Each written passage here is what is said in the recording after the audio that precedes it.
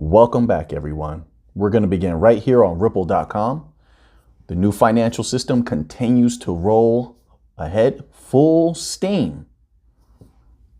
We were talking a long time ago about these carbon credits and how there's going to be carbon taxes, how there's going to be a lot of money flowing through these bank coins in particular, because they want traceability.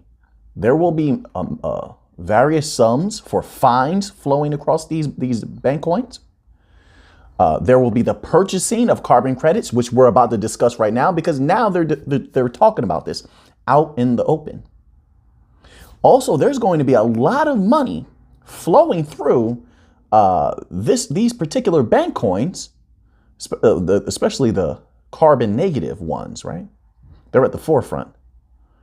But because of that traceability, merged with technology that is said to be able to, I can't verify this, of course, but they say this technology can remove carbon from the atmosphere. Of course, there's always dollar signs attached to all of this. This is all a money grab.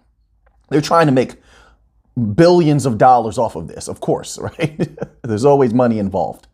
And that's going to cause a ton of money to flood through these systems. I think it's one aspect of the bank coins that people are not looking at enough here on Ripple.com. This article is titled, "How Carbon Credits Can Finance Redacted Action." I don't want to say certain words on here because YouTube is very strict, at least on my channel they are. Very hard here. It says, Ripple is committed to a sustainable future and acting on it every day by reducing the company's carbon footprint, reaching net zero carbon emissions by 2030 or sooner. They're just saying that to get in good with the banks and the governments, of course, but let's continue on. Ripple's finance solutions leverage the XRP ledger, a fast, low energy and carbon neutral public blockchain. And because innovative technology can play a catalytic role in successfully addressing some of the world's biggest challenges, such as redacted change, Ripple supports companies building the infrastructure to scale and invest in innovative redacted removal projects. Since the $100 million commitment announced last May, Ripple has made a significant move towards supporting high impact carbon removal projects. I told you, lots of money is going to flow. People are not seeing the vision. An entire new world system is being rolled out in front of the people's eyes, and they are not bearing witness. Too distracted. They're distracting them with everything. I mean, everything lately. And you are not seeing that the world as you know it will be changed in a few short years, possibly, at least within this decade, I believe. These companies, these Bitcoin companies are positioning themselves to move a ton of money. It definitely can move that price when all of this really, really kicks off and you have consistent volume. And consistent volume. Why? They're going to have, these other companies are going to have to consistently purchase carbon credits, right? To be such, how can I phrase it, vociferous proponents of this technology shows that as a for-profit company, and many of these offerings are, that there is a lot of money to be scooped up and they want to be at the forefront. My humble opinion says that this investment will accelerate carbon cures, active scaling, and help us achieve our mission to reach 500 million metric tons of annual CO2 reduction and removal by 2030, equivalent to removing 100 million cars from the road each year. Is that so? Know what that means? A lot of money. It means a lot of money. I don't know about you, but I'm here for the money. It's unbelievable, in my humble opinion, how fast everything is moving. It's mind-blowing every single day. Let's move on to another article because we have quite a few to get through today. Remember, down below, there are chapters. You can jump around. We have some XLM news, Algorand, XRP, Hedera. This is from Ripple X. Pay attention, see with your eyes, but perceive with your mind. 360 degrees of vision we must access when we are reading this type of information. Ripple X, the XRPL has established a governance process called amendments. Is that so? This decentralized community voting system provides a means of introducing new features to the network. Is that so? Because I had a video. I was stuttering there for a minute. I had a new video. Anyway, I had a video recently. We were talking about that voting process, were we not? We were talking about the voting process in conjunction, in relation to how they voted it. From the requirement to have an XRP account used to be 200 XRP. Then they voted on it. Oh, that was so nice of them. I mean, considering they needed retail money to keep going. Keep in mind, this is not a retail coin. They never wanted retail, but retail was a necessary thing to deal with to keep running. They needed that money. They liquidate XRP to keep going. So they voted it down to 20. Oh, so nice of them. I don't know what the heck the requirement is now. I have no idea. But I had postulated the possibility that there could be another vote. If you can vote it down, you can vote it up. What's the likelihood, in order to keep out retail, that they would do another vote?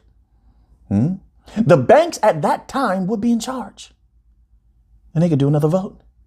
They would run the bulk of validators. And let's not kid ourselves, everyone. They can run bulk of validators through proxies if they wanted to.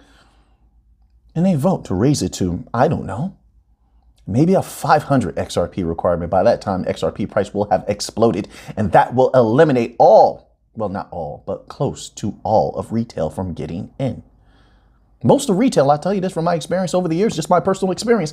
Most of retail does not want to get into expensive things. They like to hunt for the low and then ride the rise. And most of them are not really successful at doing such a thing, but they attempt it still. They have the mind state anyway. And here they put this out. It's just interesting. They haven't talked about these types of things for quite some time. Are they telling us something? Maybe they saw that video where we were all discussing this type of thing. And here you have it. Decentralized community. Oh, it's decentralized. Is that so? We know that decentralization is an illusion. The Bank of International Settlements broke that down nicely for us. So then I keep that in mind when I'm reading this. Voting system provides a means of introducing, well, we can remove that word and actually put changing, and it doesn't have to be new features, provide a means of changing features to the network. That would also be expedient here. Those who with eyes to see, let's move on here. So now let's move on to this next article here. Interesting things happening. This has been an explosive year so far. This is from zcrypto.com, and it's titled, XRP sees ultra bullish prospects.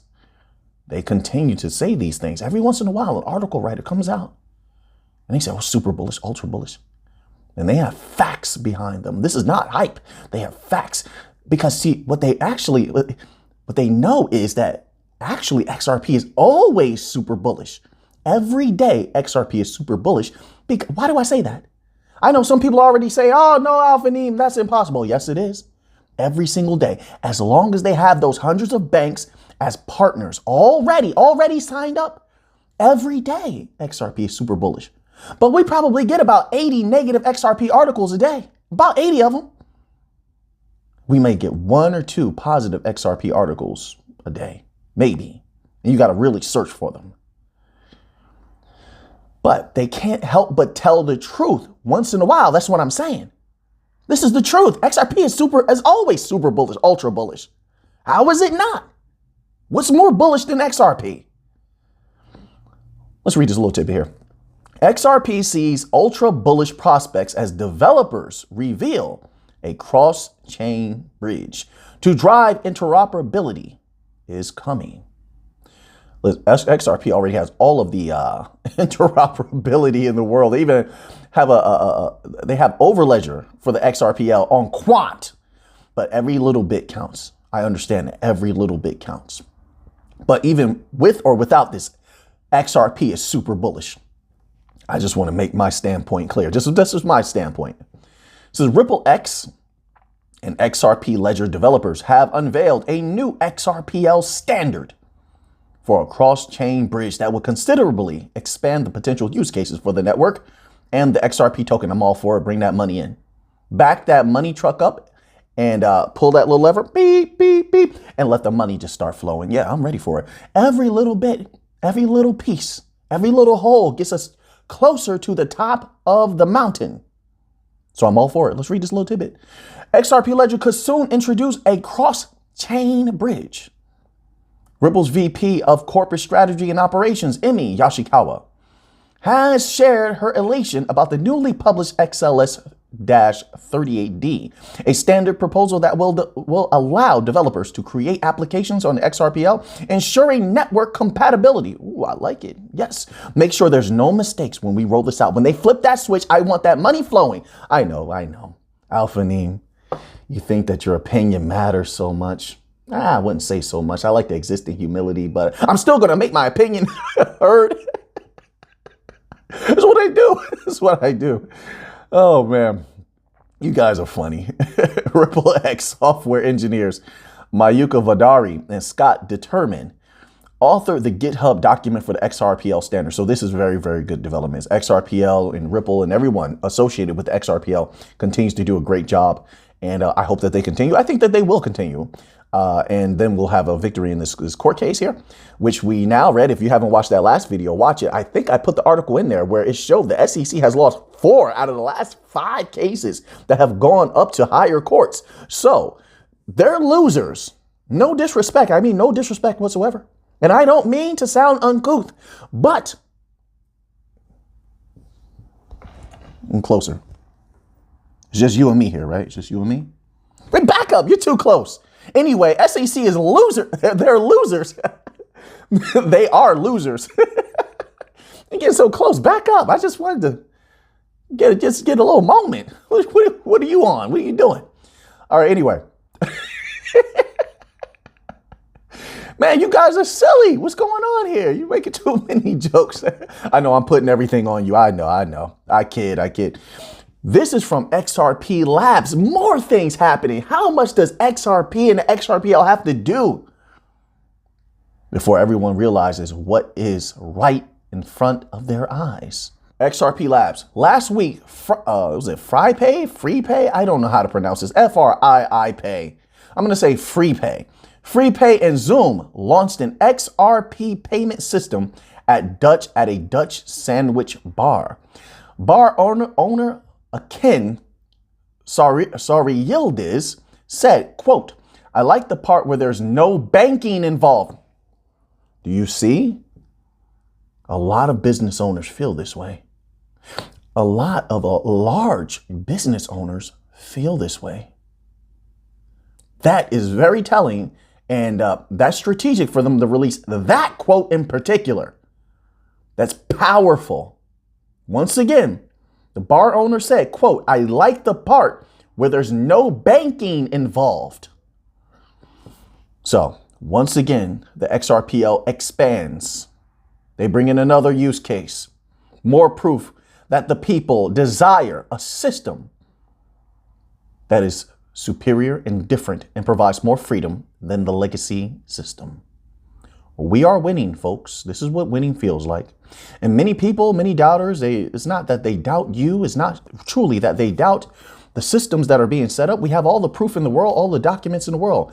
A lot of times, and people have a doubt within themselves, things, at times they perceive things too good to be true that are not too good to be true. They fail to see the struggles. They fail to see the upward climb, the battles, the harsh reality that those who trudge forward face, that the technologies that trudge forward face. And so when you take that glamour off of such a thing, such as like the bank coins, for instance, then you see it's not too good to be true. Actually, we're underselling what it can do. We're not hyping these things. We're actually not doing them enough justice to say, truly put out there the explosive nature of what could happen We never say guarantee. Of course, there are no guarantees. But we have a degree of foresight, obviously. You have to use foresight. We can see what's in front of us. What's in front of us is quite easy. But we need to also see what is to come. I don't just only live for today, but I must plan for tomorrow. This is what we're doing here. And with that degree of foresight, we can see that there's something massive possibly on the horizon.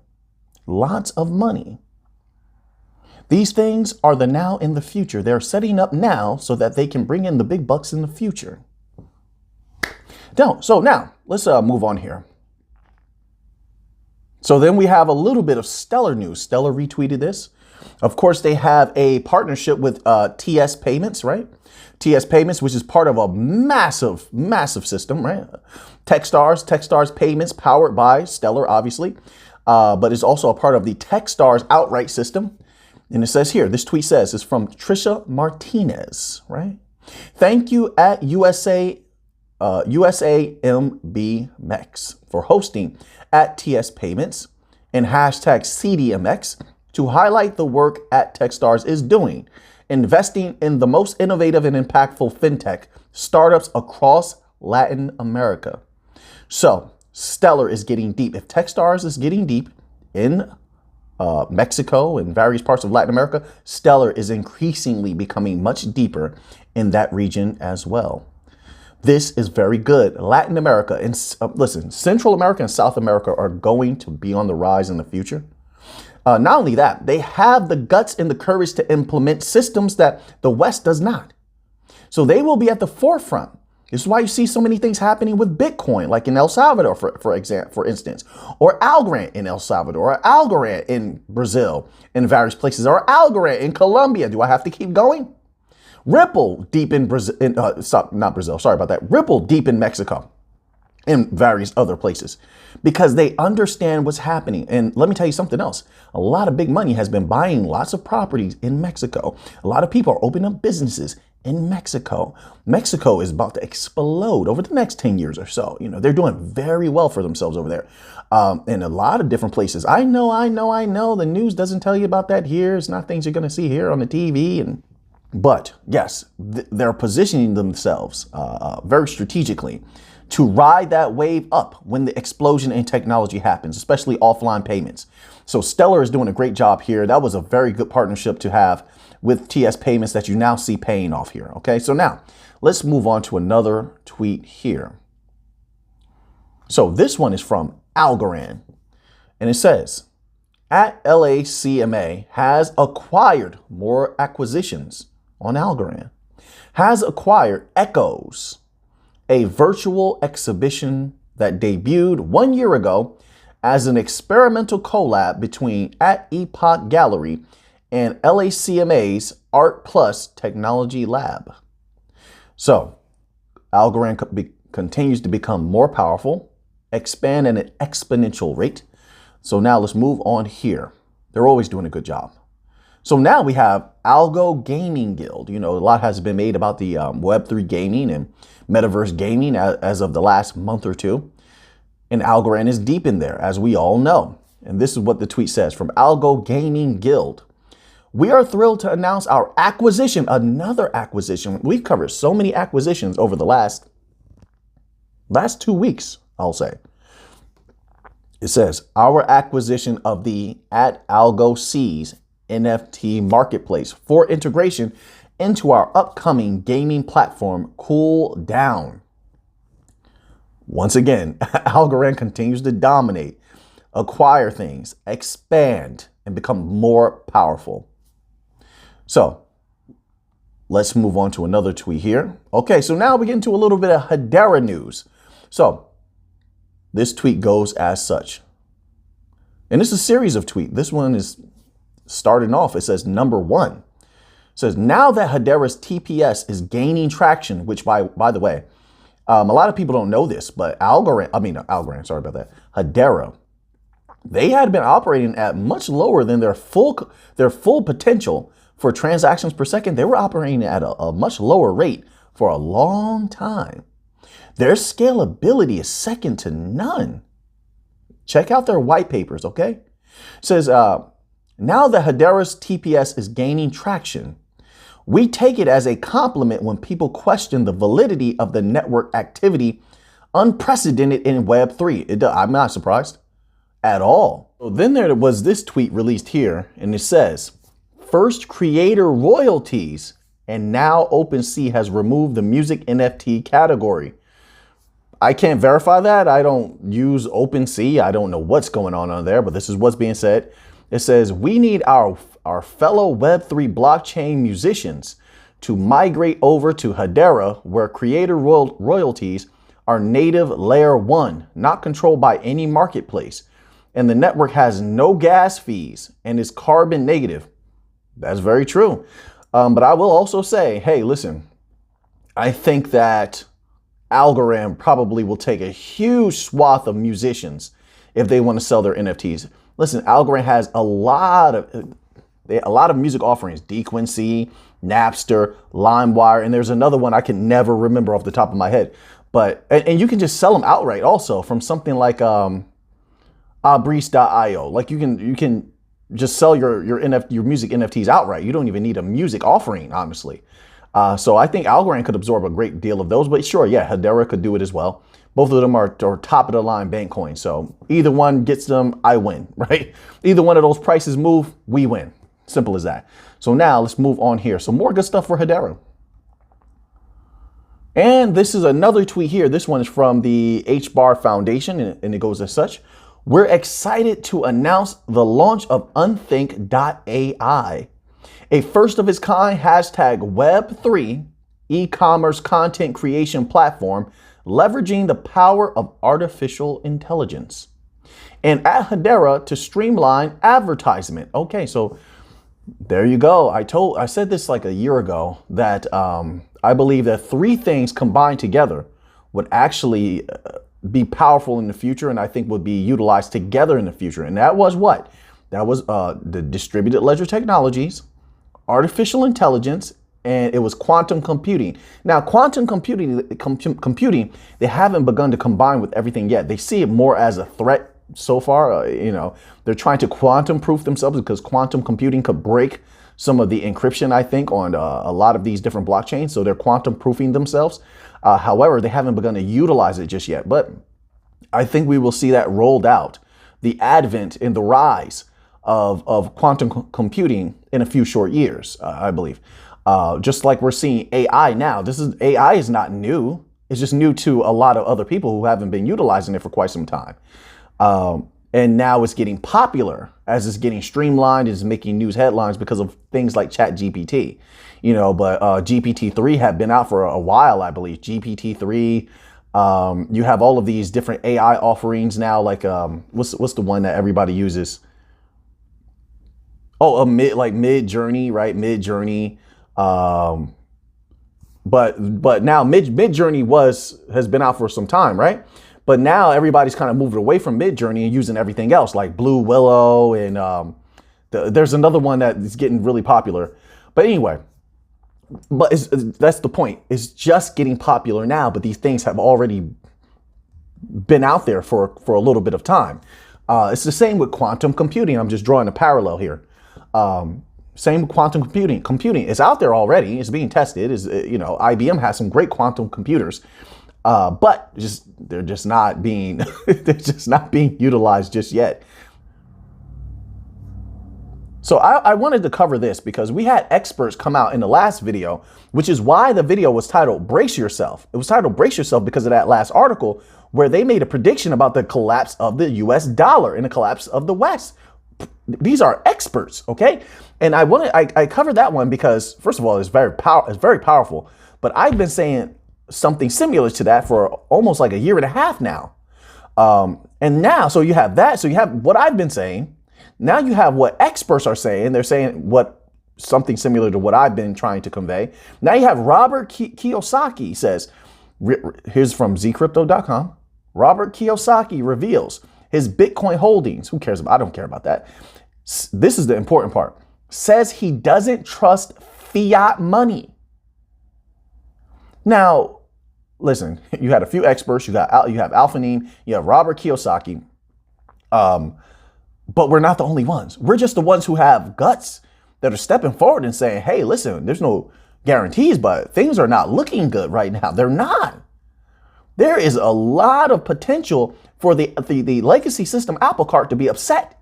And maybe wise ones might want to protect themselves. That's all I'm saying. It says here, speaking during an interview with Kitco News, Kiyosaki noted that Bitcoin would survive the current regulatory headwinds. I believe that also.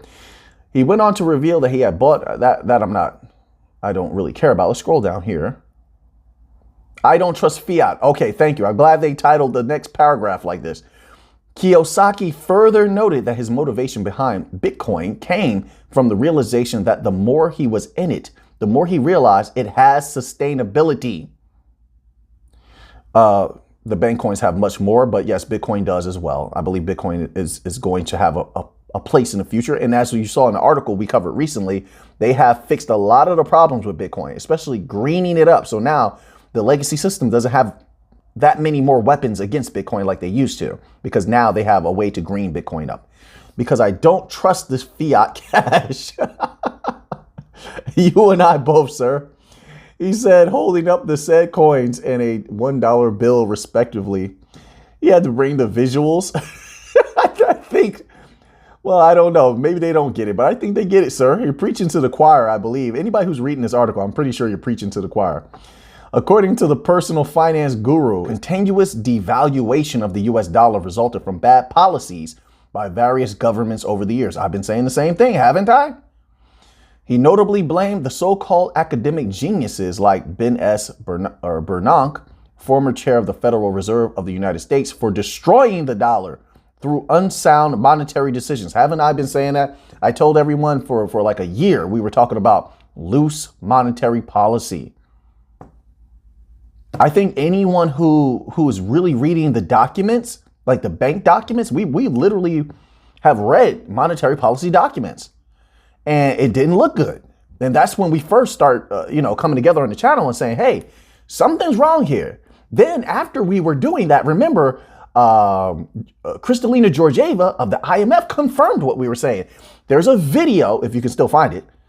There's a video of her saying how the central banks need to tighten up their monetary policy, and that things had gone awry. They were like children kicking a ball down the road.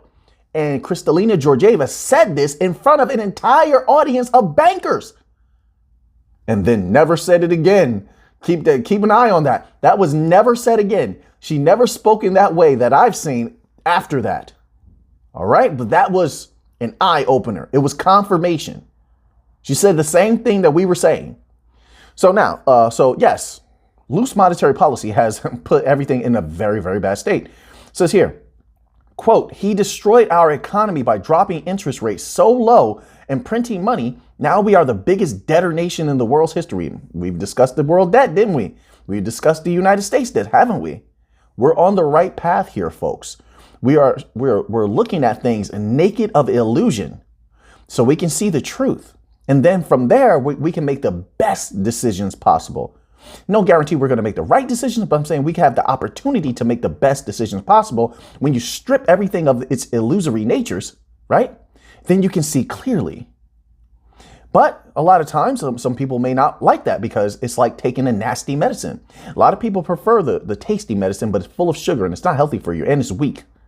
But the nasty medicine devoid of sugar has all of its original strength and will cure you much quicker than that sugary medicine, right? You see the parallel I'm drawing here. So now it says here, what is wrong with our country? What is wrong with us? And we are supposed to be the reserve currency of the world after 1944?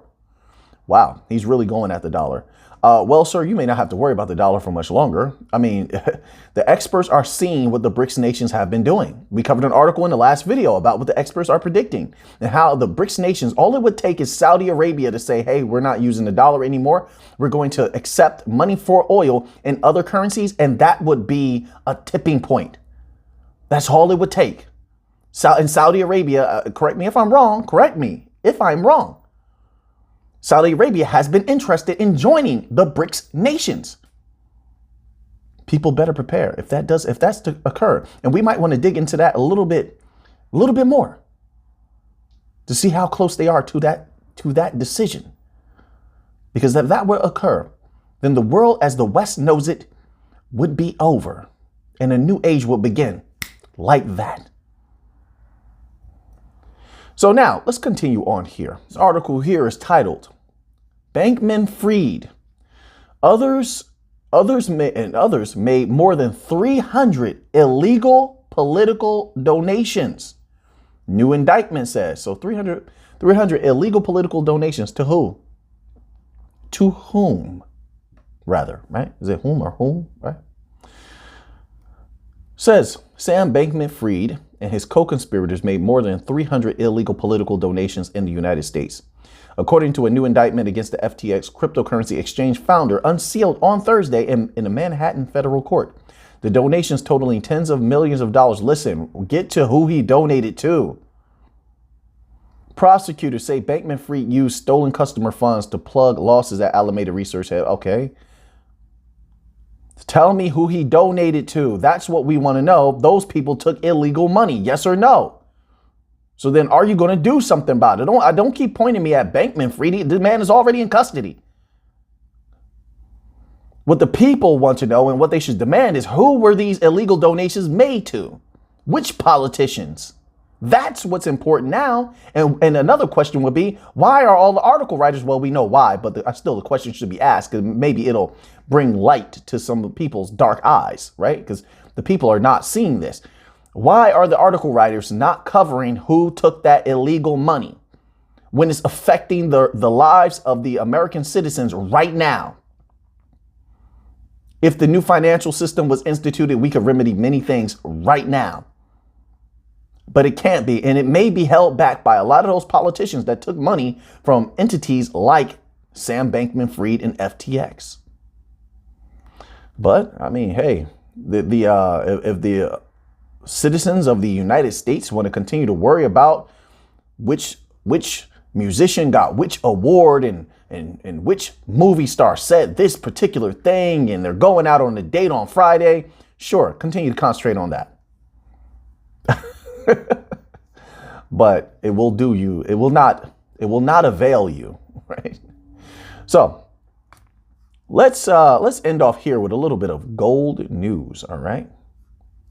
So this is from shiftgold.com and it's titled Gold Sees Nearly 5% Inventory Decline in a Month. Wow. Okay. Let's see what's going on here. Gold inventory in COMEX vaults declined by nearly 5% in a single month. This analysis focuses on gold and silver within the COMEX/CME futures exchange.